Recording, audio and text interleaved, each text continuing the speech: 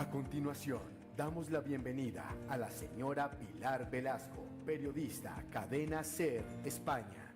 La invitamos a que suba al escenario.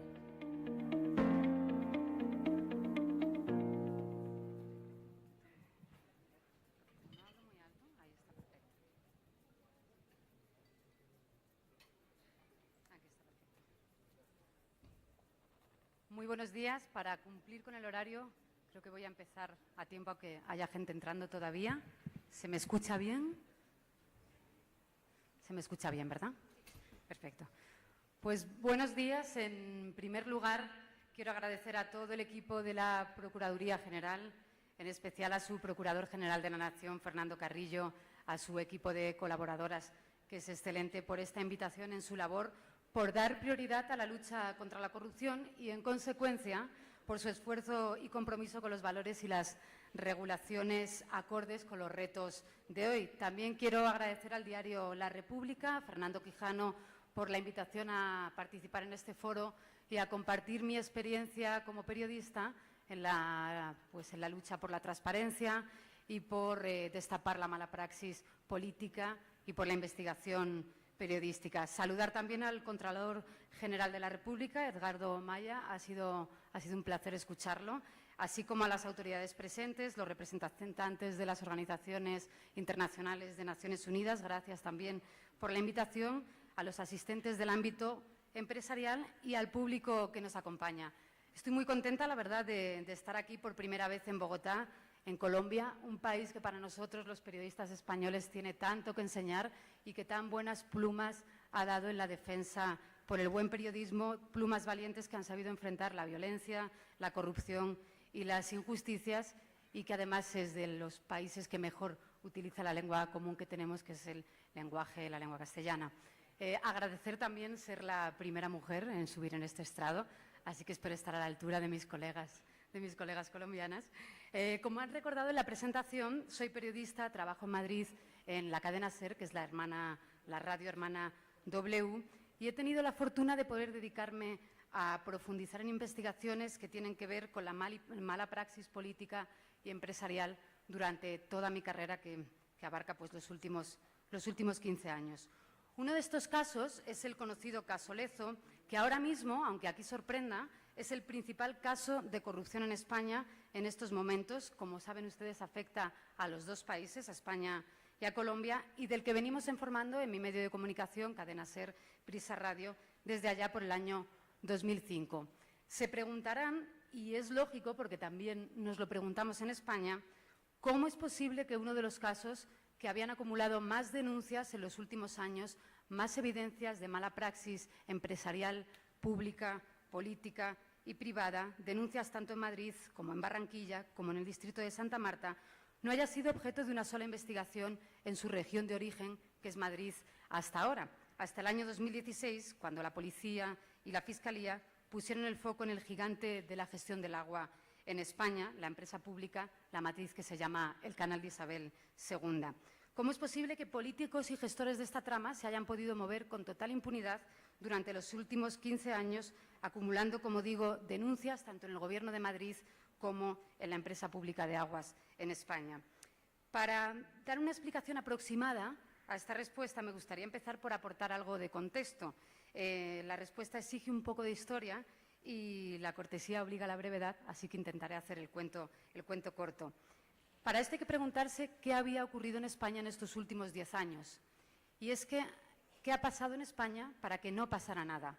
Y es que hay una España anterior a la crisis, anterior al año 2004-2005, y una España posterior a la crisis. Una España anterior a los casos de corrupción y una España posterior a estos casos de corrupción. La crisis económica en España, que ha sido muy dura, como ustedes saben, evidenció cómo se había operado en la política, en parte de la política, por supuesto, y en parte de las grandes empresas españolas en la última década.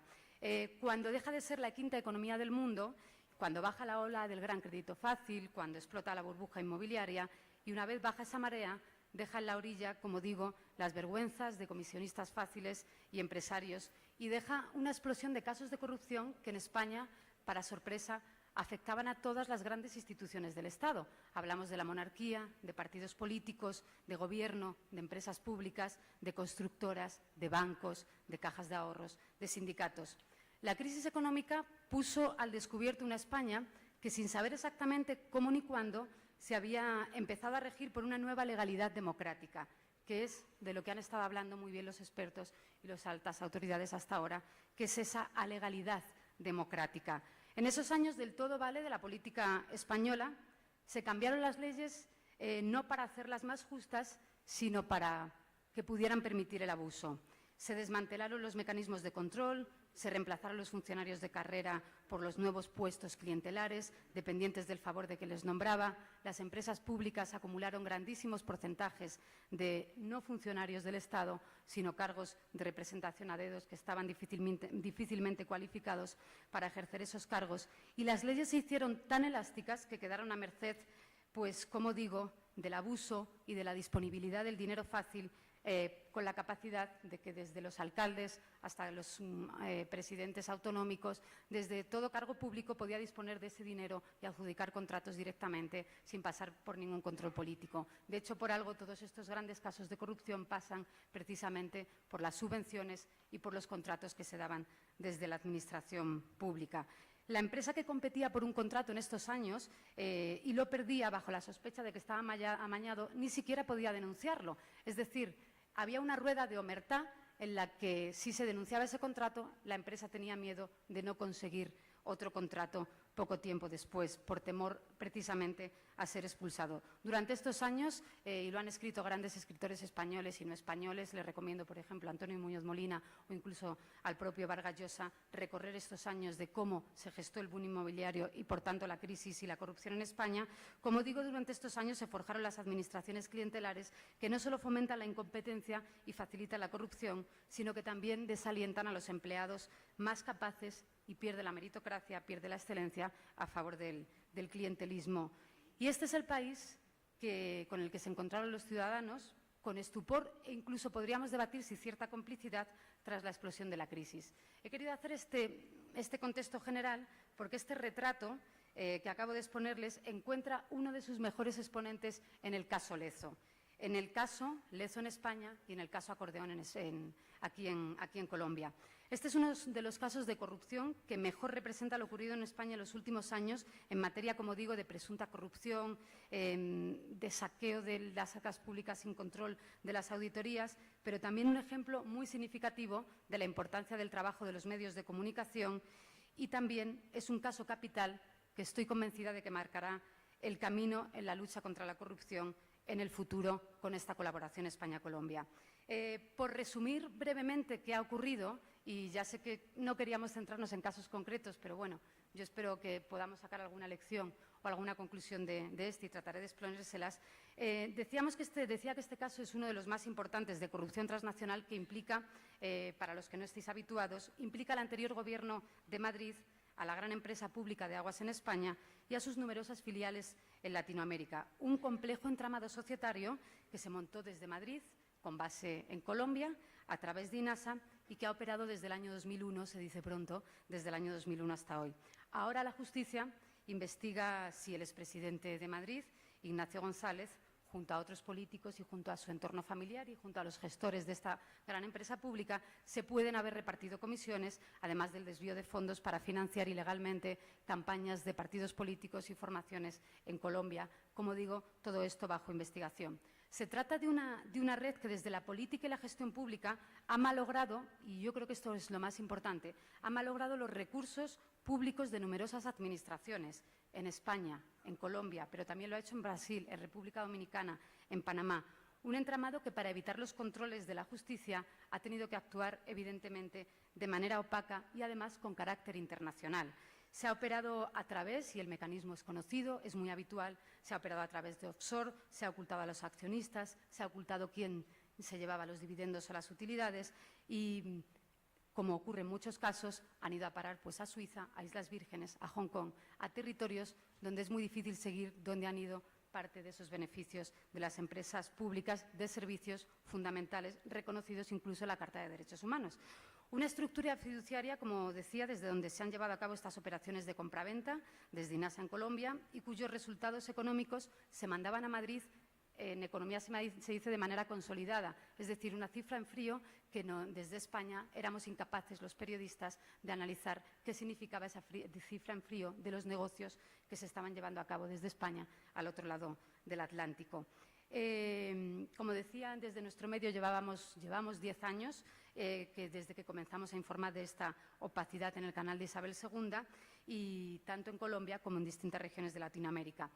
La fecha clave, la fecha del gran desembarco, hay que ponerla en el año 2001. Fíjense, me gusta poner fechas también para evidenciar lo que cuesta seguir en el tiempo estos entramados y lo largos que pueden ser en su perduración también. En el año 2001 fue este gran desembarco. El Gobierno de Madrid decidió expandirse por Latinoamérica. Bajo la presidencia del canal Isabel II, de un exministro español, Alberto Ruiz Gallardón, se decidió comprar el 75% de INASA, que era la matriz a este lado del Atlántico. ¿Qué implicaba esta operación? Implicaba algo que no se contó en Madrid y que no formaba parte del debate público, ni la empresa tampoco lo reveló. Implicaba dejar al distrito de Barranquilla sin el control de la gestión del agua para los ciudadanos de Barranquilla. Y sin que sea una crítica o no crítica, esto ni siquiera pudo formar parte del debate público. El canal operaría, por tanto, como empresa privada a este lado y como empresa pública hacia la otra. Imagínense qué barrera de opacidad puede suponer eso, incluso en las leyes de la competencia, incluso en la transparencia, cuando en España, igual que en Colombia, las empresas privadas no tienen la misma responsabilidad que las empresas públicas, aunque sea en el código ético y mucho menos en estos años, porque todo eso, como habéis hablado, como han hablado durante esta mañana, ha evolucionado mucho, ¿no? Ahora se sabe que se pagó 73 millones de euros por esa empresa, cuando un año antes se habían pagado 6 millones o 7 millones de dólares. En un año la empresa se había revalorizado, pues no sé si por 10, pero por unas cuantas veces. Si esto fue un pelotazo o no, es lo que ahora todavía se está investigando. Y este es uno de los primeros interrogantes, que data de 2001, de todos los que van a continuar en la gestión de los últimos más de 15 años de la empresa pública. Cuando 2 años después el expresidente de Madrid, Ignacio González, se hizo con la dirección del canal, ya no quedaban controles internos. Y por eso me gusta subrayar esto, porque es una de las medidas fundamentales para que ocurran las cosas, ¿no? No quedaban controles internos. El Consejo de Administración de una empresa pública contaba solo con los miembros de un partido político que gozaban de mayoría absoluta, que era el partido de gobierno. No había representantes de la oposición, no había representantes de los actores sociales, como pudo haber en el distrito de Barranquilla, que sí había actores sociales, y los únicos sindicalistas que asistían a los consejos de administración lo hacían atemorizados ante la prohibición absoluta de que se filtrara un solo dato de las operaciones, como digo, de una empresa pública que gestiona patrimonio público. Con España, como decía, en pleno boom económico, las inversiones del canal a este lado se multiplicaron y llegaron a acumular inversiones en más de 13 países. ¿Cómo consiguió el canal de Isabel II hacerse con el capital público, como digo, de los servicios de Barranquilla, de Santa Marta, de Riohacha, para actuar como empresa privada? Pues 15 años después es lo que seguimos investigando, y ahora las dos autoridades de los dos países se están centrando en ello. Sí hubo muchos pelotazos, les he puesto, por ejemplo, el caso del 2001, que está bajo investigación, y me gusta siempre utilizar el presunto, pero nos podemos ir al año 2013. Otro de los ejemplos es la compra de una empresa que se hizo en Brasil, Emisao, desde INASA. Una última compra que de alguna manera replica a la primera, porque también en este caso se utiliza una sociedad offshore, en este caso Uruguay, no Panamá. También se paga 21 millones de dólares, 21,5 millones de euros, y un año después, 2 años después, da pérdidas. Un año después, pues el capital era la mitad, como digo, sin ninguna sola auditoría.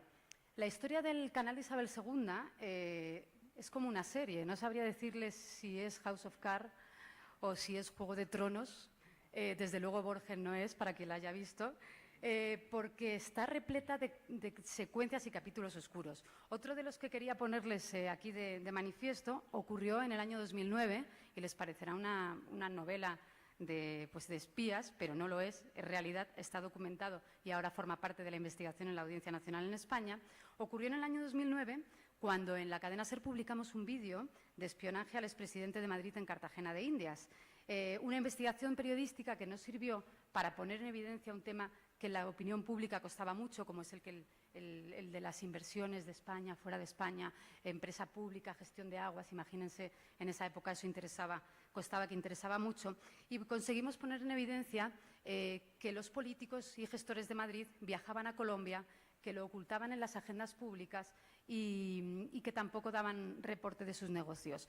Ese vídeo tiene una secuencia que es de las más conocidas. Ocurrió a las 9:20 de la mañana en Cartagena de Indias. En esa comitiva asistía el expresidente de Madrid, el expresidente de INASA, Edmundo Rodríguez, ambos hoy todavía en prisión, la comitiva de consejeros desde España, también de República Dominicana, y la imagen que lo sentenciarán sucede a las 9:20 de la mañana, cuando salen del Hotel Santa Clara en Cartagena, se dirigen a una casa privada, entran con unas bolsas y salen sin ella, y es una secuencia que se repite por la mañana de la misma manera. Ha sido siempre una incógnita que llevaban en esas bolsas. Hay quien dice que llevaban documentos, otros que llevaban posibles comisiones. La verdad es que la justicia en esa época nunca les preguntó a la comitiva ni qué llevaban en las bolsas ni a dónde se dirigieron, con lo cual tampoco hubo una investigación sobre ese viaje, que ahora sí por fin es objeto de investigación.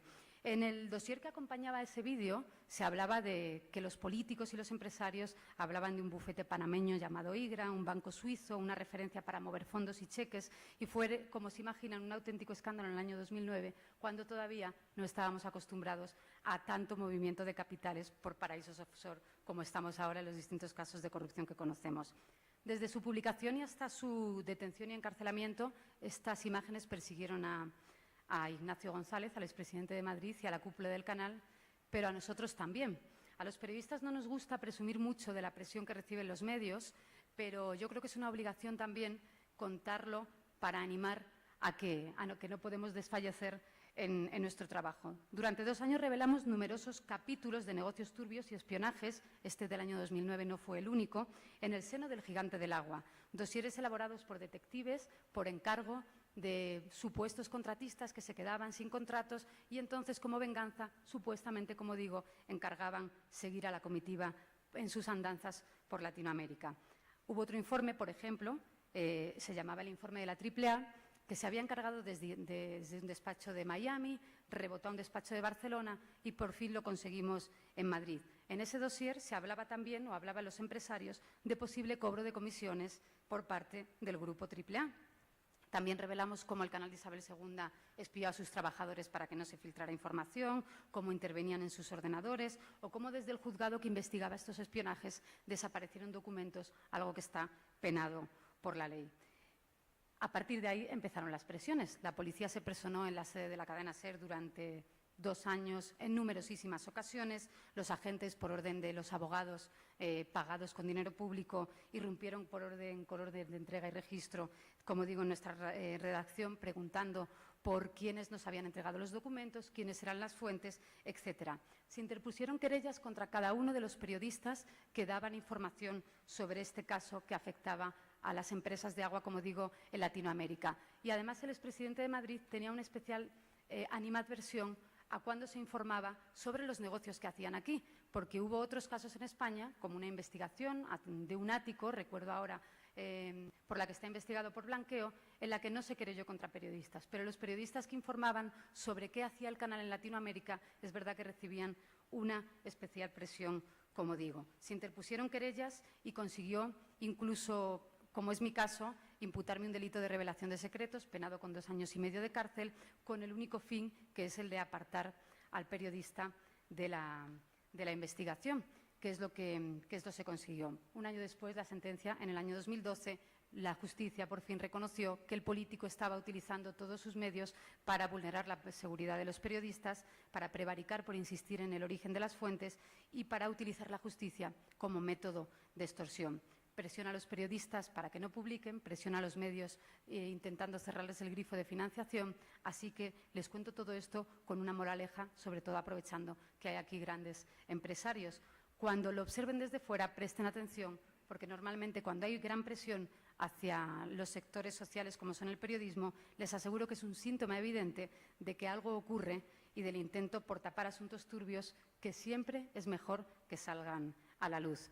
Y aunque seguro que ya les parece suficiente todo lo que les he contado, hay una parte que para los ciudadanos ha sido incluso más gravosa de la que les he contado del desfalco que se investiga millonario entre los negocios desde uno y otro país. Y tiene que ver que cuando se detiene y se explota esta operación Lezo, 12 personas fueron detenidas, entre ellas quienes les he nombrado, se pone en evidencia cómo hay cierta fragilidad en la independencia de los poderes del Estado. Las conversaciones que se intervinieron a Ignacio González, el expresidente de Madrid, tanto a exministros, en su relación con exministros, en su relación con expresidentes de equipos de fútbol, con secretarios de Estado, denotaban cómo intentaron tapar la investigación y que no les siguieran investigando en el transcurso de la investigación. Tenían los teléfonos intervenidos, dejaron de utilizarlos, la Policía Judicial tuvo que utilizar nuevos métodos como poner micrófonos, por supuesto autorizados judicialmente, en los despachos, y las conversaciones, ya digo, nos sorprendió incluso a los que habíamos seguido tanto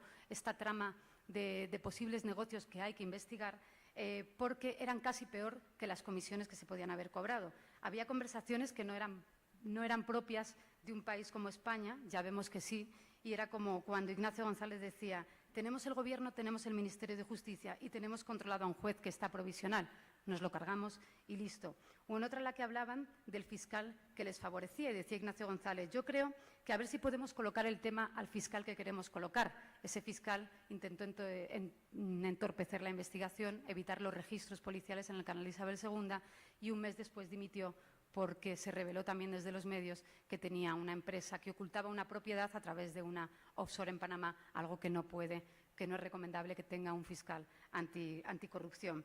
Hablaban de quitar jueces, como digo, en distintos sitios y de su capacidad de control de la política. Como digo, esto ha generado un gran revuelo. En España ha sido un gran tema de corrupción. Se ha reprobado al ministro de Justicia, al ministro del Interior en el Congreso.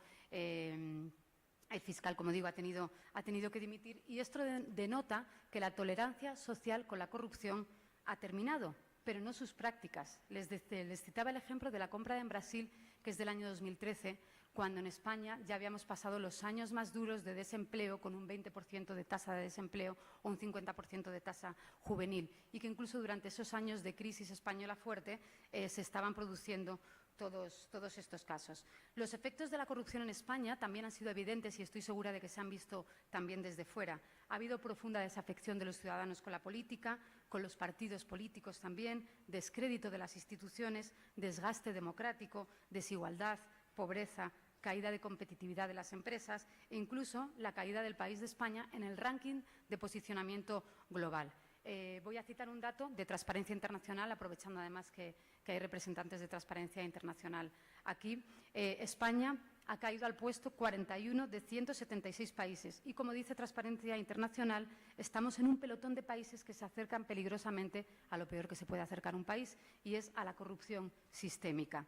Como señala el informe de Transparencia Internacional, y está bien recordarlo, los países en las primeras posiciones presentan características comunes que son clave y son altos niveles de libertad de prensa, acceso a la información sobre presupuestos que permite al público saber dónde se destina el dinero público, cómo se gasta, altos niveles de integridad de sus instituciones y cargos públicos y un poder judicial que no distinga entre ricos y pobres, entre quienes tienen cargo público y no lo tienen.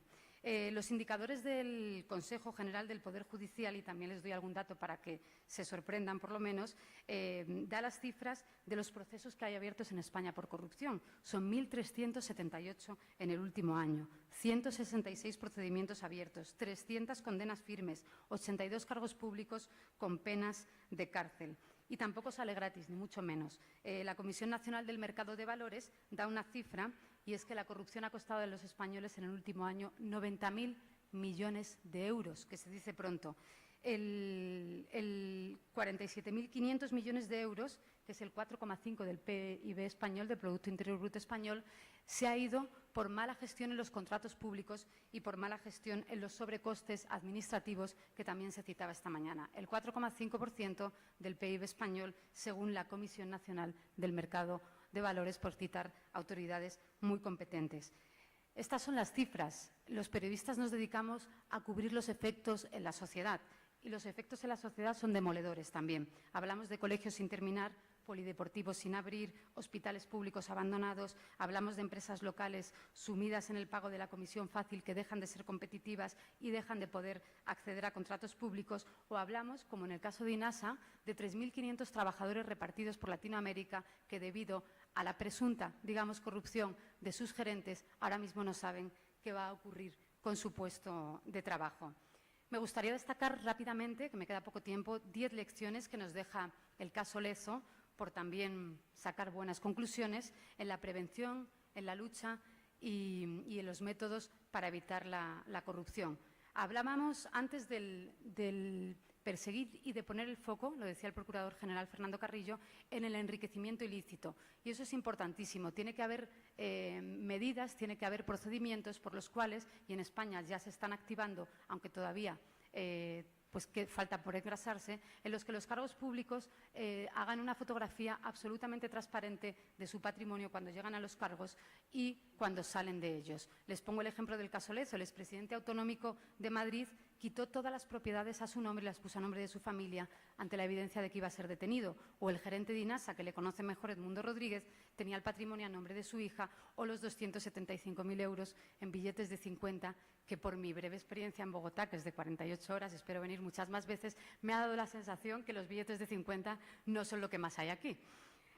Otra de las lecciones que nos deja el caso Lezo es que el dinero siempre sale fuera. Los movimientos en paraísos fiscales y offshore investigados en Lezo pasan por Suiza, por Islas Vírgenes, por Uruguay, por Panamá, por Hong Kong. Sin la cooperación internacional es imposible reconstruir estos casos de presunto desvío de fondos.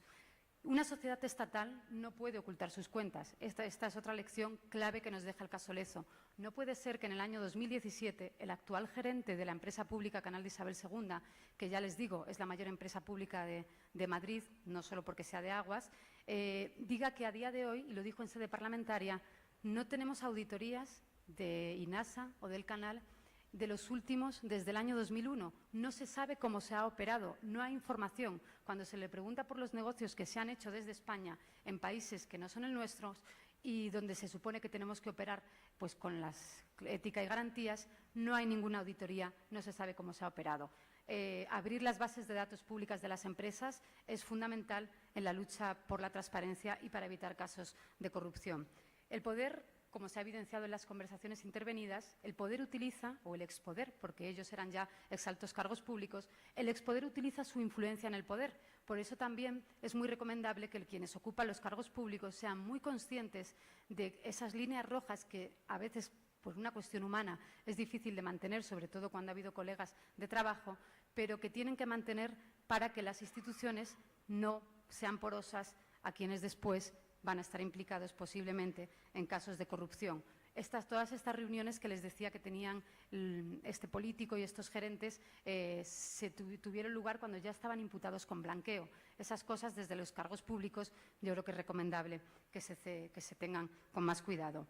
Y hablábamos también de que suena duro, pero el delito económico tiene que ver con el crimen organizado. El crimen organizado de delito económico tiene que perseguirse de igual manera. De hecho, en este caso Lezo, hubo un gran debate en España y dentro de la Fiscalía por si les imputaban el delito de organización criminal. ¿Y qué suponía implicar este delito de organización criminal? Pues es una tipificación que garantiza que los delitos no prescriban, que si ocurrió algo que no debió ocurrir en el año 2001, se pueda juzgar en el año 2017. Investigar cómo se fraguó todas las operaciones, como digo, en los últimos 15 años, tienen que ver con investigar las redes que se crearon para ello. La cooperación internacional, como he intentado subrayar, también es clave, y hay quienes ya hablan de una futura Agencia Mundial de Lucha contra la Corrupción que coordinará las agencias y las acciones de distintos países. ¿En qué se va a traducir, por ejemplo, en esta nueva etapa de cooperación entre Madrid y Bogotá, que al menos desde España celebramos los periodistas, la sociedad civil y, por supuesto, las autoridades policiales y fiscales? Porque además de utilizar los canales tradicionales, como son las cartas rogatorias, los funcionarios de justicia pueden acceder a mecanismos de intercambio informal que son clave y que pretenden aclarar estas investigaciones y que, como digo, es un precedente que tendrá que quedarse en el futuro.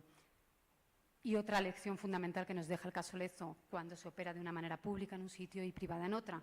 Sin la colaboración de las empresas en la difusión de la cultura de la transparencia y cooperación no es posible avanzar. Las empresas españolas ya están sumergidas también en este debate, implicadas en que tienen que formar parte como actor social que son y como actor de impulso económico del país, en que tienen que mejorar y que tienen que colaborar con los mecanismos de control. Les pongo algún ejemplo por si les sirve. Ya se están incorporando directores de cumplimiento y comités de seguimiento en las empresas para implementar la responsabilidad corporativa.